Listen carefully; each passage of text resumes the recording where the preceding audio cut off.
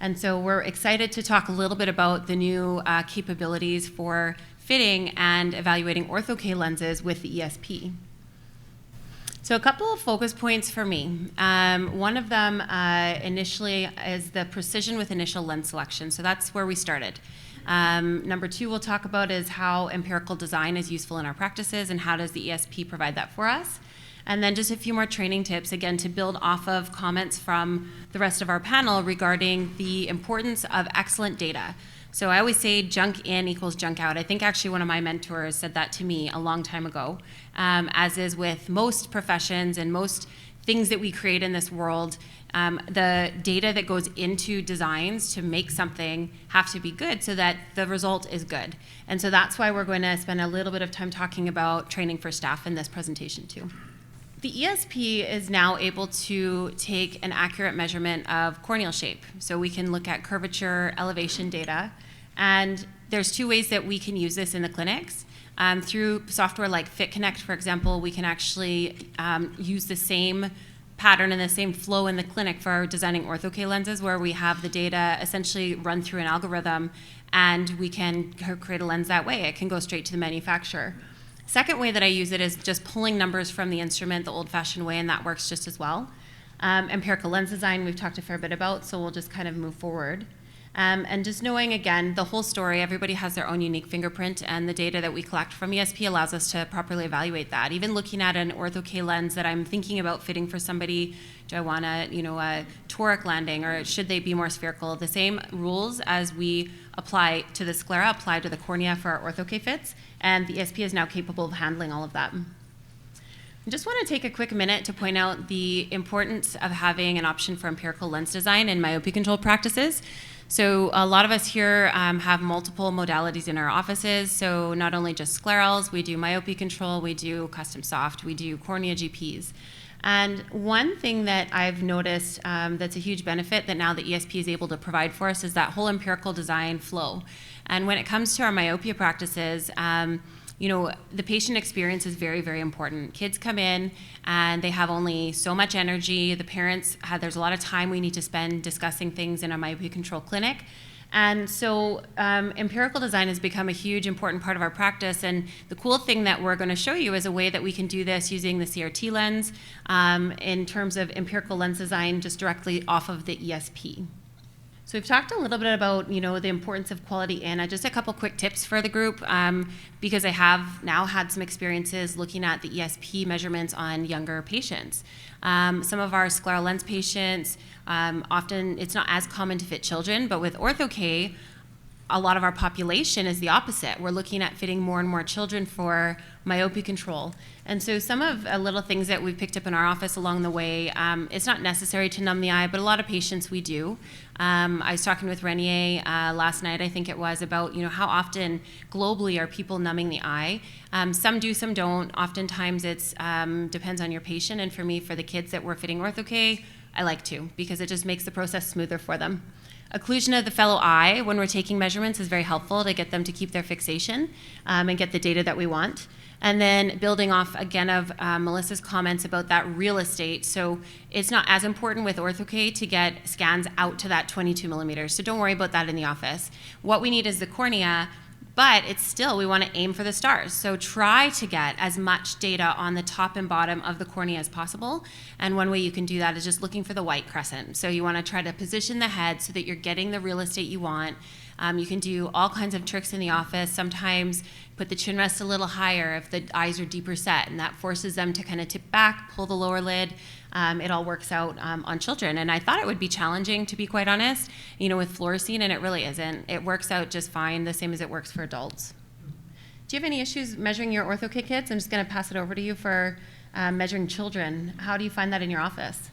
Because this is new for kids, right, in this modality? Yeah, so I would, we've dabbled with not using anesthesia, and then we've kind of gone back to using proparacaine. At first, I try not to use proparacaine on kids sometimes because I kind of can keep it natural, right? Yeah, it can why also not? set you off to a bad start if they get some uncomfort or discomfort from that. But actually, we're back to it and it's working just fine. I would 100% agree with your comment about you're not really that concerned about the sclera. With scleroprofilometry, we're used to seeing these 20, sometimes 20 plus 24 millimeter scans, and they're really impressive. But when you're trying to measure the sclera, you really want really good scleral data.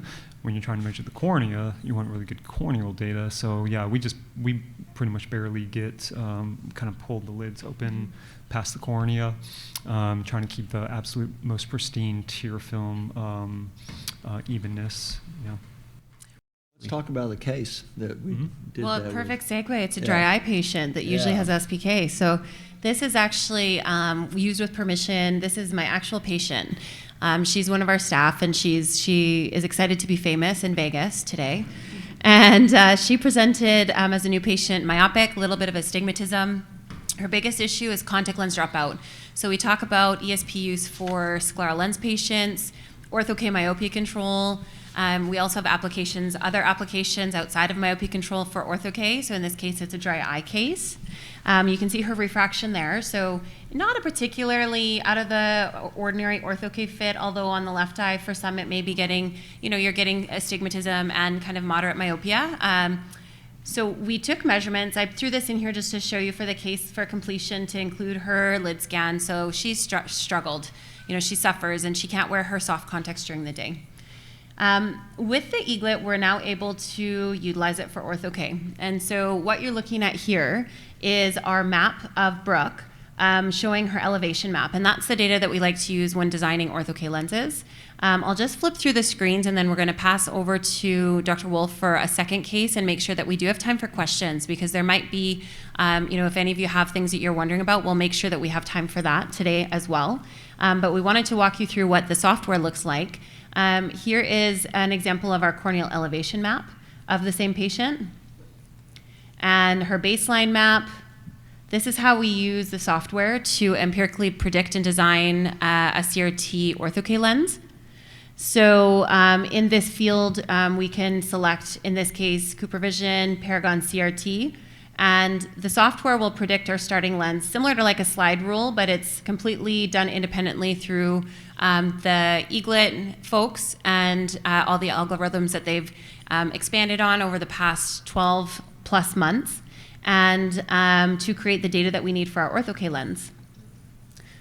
Now this does connect with Direct Connect that Dr. Wolf had talked about, and to make the order process really smooth, everything's digital, so it speeds things up a lot in the practice. There's a record of everything that you're doing. Things go straight to the manufacturer for the order, if you choose to. And this is the lens on the first lens, so as we can see, this is an absolute beautiful lens.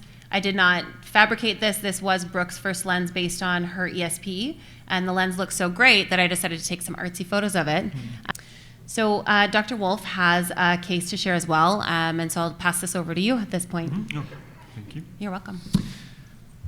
Yeah, so one of the reasons I think that we're going to start to see the use of profilometry or elevation-based data more in OrthoK is I think we definitely see that in scleral lenses. A lot of OrthoK years ago was a little bit more base curve, curvature radius type of terminology. Now we're starting to see a lot of these OrthoK designs are really switching more to just elevation data.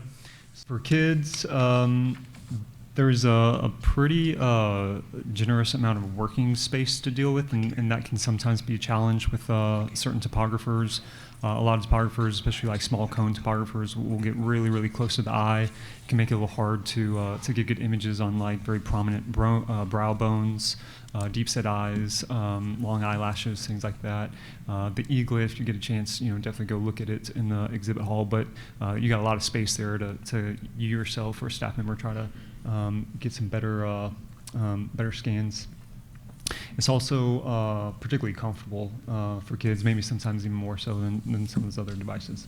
What I've found over the OrthoK fits is that basically because at elevation point, you just reveal central islands a lot better. And central islands are just something that just kind of plagues us as far as OrthoK fitting sometimes. Topographers tend to extrapolate data, which can sometimes kind of mask central islands. This doesn't do any extrapolation. The Eaglet's just raw real data, so it just kind of highlights those a little bit. And sometimes when you have a vision you're not quite, you're expecting maybe a little bit better, does a great job. Example of just an OrthoK fit that's just maybe a little bit off-centered, and sometimes if it's a little bit off-centered and it's going through your pupil axis, you're going to get a little bit more glare, flare, halo, maybe a little light sensitivity.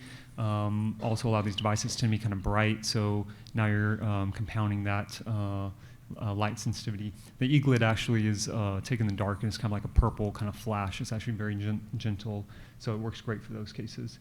These are just a variety of corneal topography maps that I've done. These are all axial maps.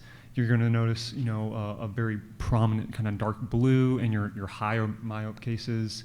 Again, we already talked about that slide. That's just a little mild central island. This is the same. This is just a mild, lower myope case. You're going to see a little bit less color here, but also you're going to notice that the treatment zone is a little bit bigger. A little bit of a decentered pattern, and then on the bottom, this is more of a toric. Okay, this is an astigmatism case. Okay, so you're going to get that oval shape. These are just examples of tangential maps. Again, this is a normal corneal topographer as well, axial, tangential, refractive maps, corneal elevation, all is going to be provided. Again, a high myope on the left is going to have a smaller treatment zone, more prominent rings, low myope on the right, a little bit larger treatment zone. I'm going to fly through this one pretty quick, but this is basically a typical OrthoK candidate. Kind of a moderate myope, especially for 9 years old, so concerning. So we implemented some myopia management with OrthoK. She is about a minus 250 on the right eye. At about a month follow-up, these are her comparison maps, or her difference maps. You can see the vision is not quite as good on the right eye. If you look in your power profile map right there, this is going to show you how much power change you've had. So 2 diopters of power change, that's going to leave us about half a diopter of the refraction. It's a 250. You basically just showing off the precision of the instrument. Very well predicted 2 diopters of change there. Okay. On the left eye, this was about a 2 diopter, about a 175 to 2 diopter myope, and same thing. If you look at the precision of the power profile, predicted it very nicely. Are there any questions?